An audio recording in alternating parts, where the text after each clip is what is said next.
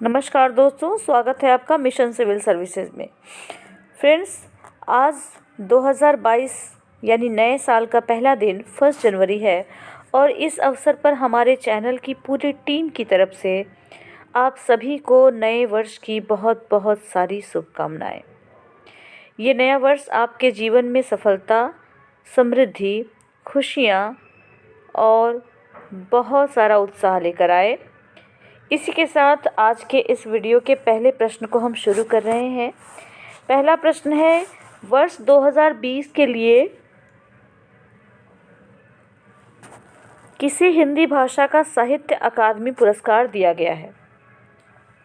Option है दया प्रकाश सिन्हा, नमिता गोखले, अनुराधा शर्मा पुजारी, DS Nagabhushan. सही उत्तर है ए, दया प्रकाश सिन्हा। हिंदी साहित्य में साहित्य अकादमी सम्मान के लिए वरिष्ठ लेखक और नाटककार दया प्रकाश सिन्हा को प्रदान किया जाएगा। उनके नाटक सम्राट अशोक को इस पुरस्कार के लिए चुना गया है। दया प्रकाश सिन्हा का जन्म 2 मई 1935 को उत्तर प्रदेश के कासगंज में हुआ था। ये अवकाश प्राप्त IAS अधिकारी होने के साथ साथ हिंदी के प्रतिष्ठित लेखक, नाटककार, नाट्यकर्मी, निर्देशक और चर्चित इतिहासकार भी हैं।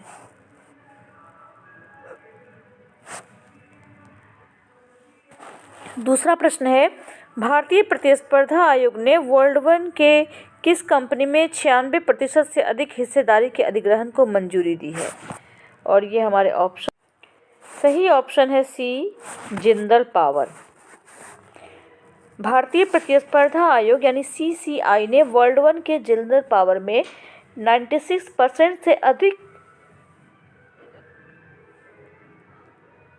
की हिस्सेदारी को मंजूरी दे दी है, इसके अधिग्रहण को मंजूरी दी है। साथ ही साथ Jindal power steel and power limited यानी JSPL ने जुलाई में जिंदल पावर में 96.42% हिस्सेदारी के अधिग्रहण के एवज में वर्ल्ड वन से 7,401 करोड़ रुपए प्राप्त करने की सूचना दी थी। कंपनी ने बताया था कि इस धनराशि में से 3,015 करोड़ रुपए का भुगतान कैश में होगा। तीसरा प्रश्न है, बीजिंग में होने वाले शीतकालीन ओलंपिक की 2 अलग अलग प्रतिस्पर्धाओं के लिए क्वालिफाई करने वाले पहले भारतीय निम्न में से कौन बन गए हैं?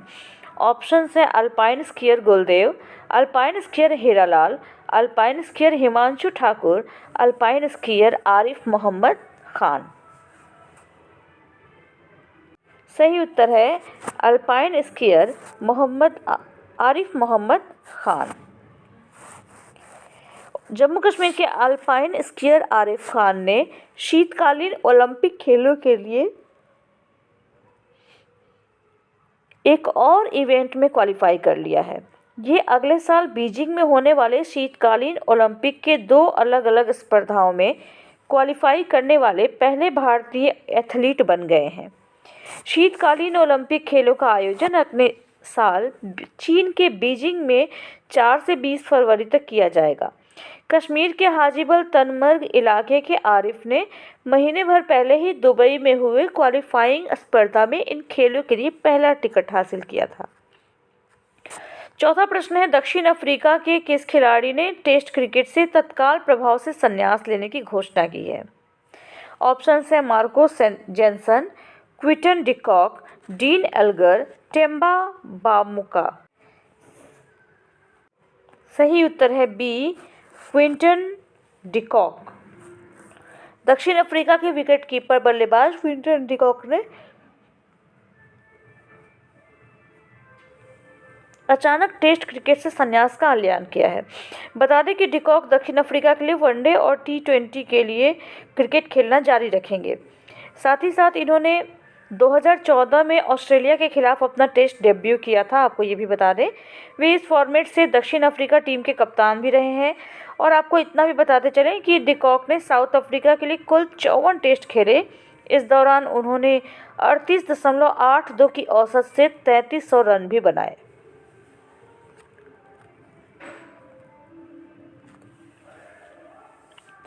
पांचवा प्रश्न है, 2021 में विश्व में सबसे अधिक बार डाउनलोड किया जाने वाला ऐप कौन सा बन गया है? ऑप्शन है टिकटॉक, स्नैपचैट, मोज, इंस्टाग्राम। सही उत्तर है ए, टिकटॉक। टिकटॉक ने दुनिया की दिग्गज टेक्नोलॉजी कंपनी गूगल को लोकप्रियता के मामले में पीछे छोड़ दिया है। एक रिपोर्ट के मुताबिक टिकटॉक 2021 की सबसे पॉपुलर वेबसाइट बन गई है तथा आईटी सिक्योरिटी कंपनी क्लाउडफ्लेयर ने यह रिपोर्ट जारी की है। ये एक आईटी सिक्योरिटी कंपनी है। अगला प्रश्न है, तमिलनाडु सरकार ने महंगाई भत्ते को 17% से बढ़ाकर कितने प्रतिशत करने का ऐलान किया है? 25%, 31%, 28% और 35%। सही उत्तर है बी, 31%। तमिलनाडु के मुख्यमंत्री एम.के. स्टालिन ने सरकारी कर्मचारियों, अध्यापकों और पेंशनभोगियों को 1 जनवरी 2022 से 14% की बढ़ी हुई दर से महंगाई भत्ते के भुगतान का आदेश दिया। इसके साथ ही स्टालिन ने सी और डी कर्मचारियों को पोंगल के मौके पर 3,000 रुपये, विशेष वेतन श्रेणी वाले कर्मचारियों को 1,000 रुपये और पेंशनभोगियों को 500 रुपये का त्योहारी उपहार देने की घोषणा भी की। राज्य सरकार की तरफ से जारी आदेश के अनुसार महंगाई भत्ते का 17% से बढ़ाकर 31% करने से सरकारी खजाने पर 8,724 करोड़ रुपए का बोझ भी पड़ेगा। 7वां प्रश्न है, प्रधानमंत्री नरेंद्र मोदी ने 30 दिसंबर को उत्तराखंड के हल्द्वानी में 17,500 करोड़ रुपए से अधिक की लागत वाली कितनी परियोजनाओं का उद्घाटन और शिलान्यास किया? 23, 30, 34 या 40। सही उत्तर है ए, 23। प्रधानमंत्री नरेंद्र मोदी ने 30 दिसंबर को उत्तराखंड के हल्द्वानी में 17,500 करोड़ रुपए से भी ज़्यादा यानी इससे भी अधिक की लागत वाली 23 परियोजनाओं का उद्घाटन और शिलान्यास किया। इनमें सबसे अहम लखवाड़ बहुउद्देशीय परियोजना का शिलान्यास था, जिसके बारे में पहली बार 1976 में सोचा गया था और कई दशकों से ये परियोजना लंबित थी। इस परियोजना के तहत देहरादून जिले में यमुना नदी पर 204 मीटर ऊंचा कंक्रीट बांध का बनना प्रस्तावित है, जिससे 300 मेगावाट बिजली का उत्पादन होगा। 8वां प्रश्न, ब्रिक्स नव विकास बैंक ने किस देश को अपने नए सदस्य के रूप में मंजूरी दी है? ऑप्शन है सऊदी अरब, कतर, मिस्र, इजराइल। इस प्रश्न का सही उत्तर है सी, मिस्र। ब्रिक्स नव विकास बैंक ने 29 दिसंबर 2021 को मिस्र को नए सदस्य के रूप में शामिल करने की घोषणा की है।